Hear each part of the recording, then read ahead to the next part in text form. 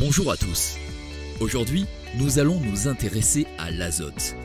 Et dans cette vidéo, nous allons voir comment l'éleveur peut assurer le bon fonctionnement du cycle de l'azote au sein de son système pâturant. Pour cela, nous allons nous rappeler dans une première partie ce fameux cycle de l'azote.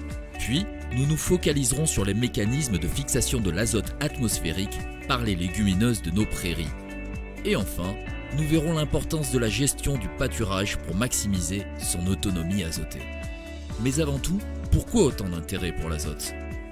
L'azote est l'un des facteurs les plus déterminants pour la croissance des plantes. Il est un élément indispensable dans tout ce qui est vivant.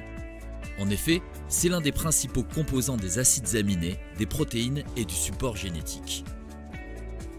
Dans le cas des plantes, l'azote joue un rôle dans la production de chlorophylle, la multiplication des tissus végétaux et favorise l'absorption d'autres nutriments du sol. Au pâturage, les herbivores ont également besoin de trouver des sources d'azote dans la matière sèche qu'ils ingèrent.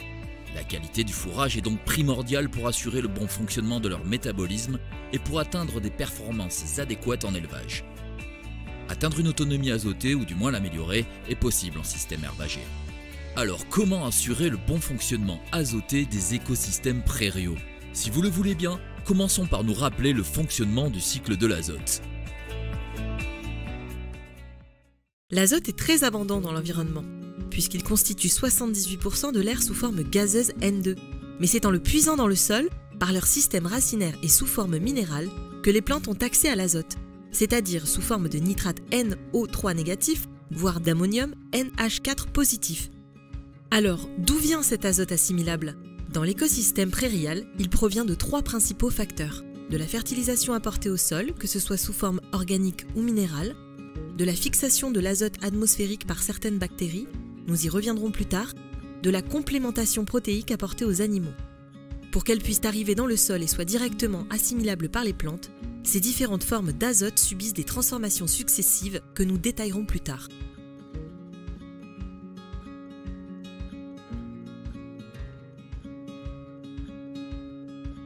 Il peut également y avoir des pertes et des sorties d'azote, qui sont très dépendantes du mode de gestion du pâturage. Nous y reviendrons plus tard dans cette vidéo.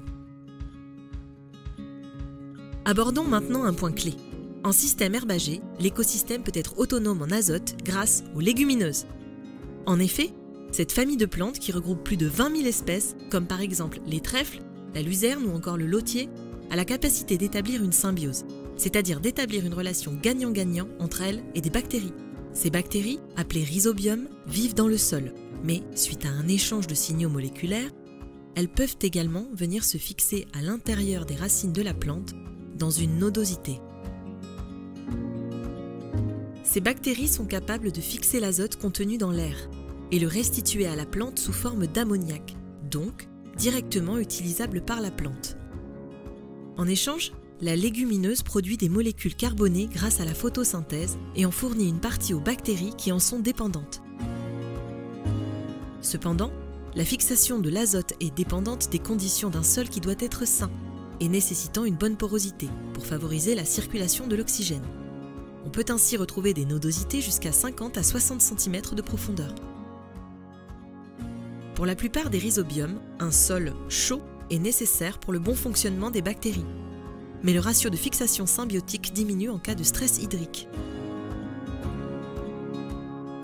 Par ailleurs, les bactéries rhizobium peuvent vivre et fonctionner dans les sols acides comme basiques, mais nécessitent un sol bien pourvu en minéraux et oligo-éléments disponibles tels que le calcium, phosphore, molybdène, cobalt, bore et fer. Pour vérifier le bon fonctionnement des bactéries, il suffit de s'intéresser à la couleur des nodosités. Pour assurer la transformation du diazote en ammoniac, les bactéries ont besoin de l'hégémoglobine, une sorte d'hémoglobine chez les légumineuses. Si en coupant la nodosité en deux, celle-ci a une couleur rosâtre, on peut en déduire qu'il y a fixation d'azote. Au contraire, si l'intérieur de la nodosité est blanc, les bactéries sont peu ou pas actives. Alors, comment puis-je maximiser la fixation de l'azote par mes prairies ? Pour rendre son écosystème vertueux et autonome en azote, la gestion de l'éleveur a un réel impact sur les trois sources d'azote. En effet, 80 à 90% de l'azote ingéré par l'animal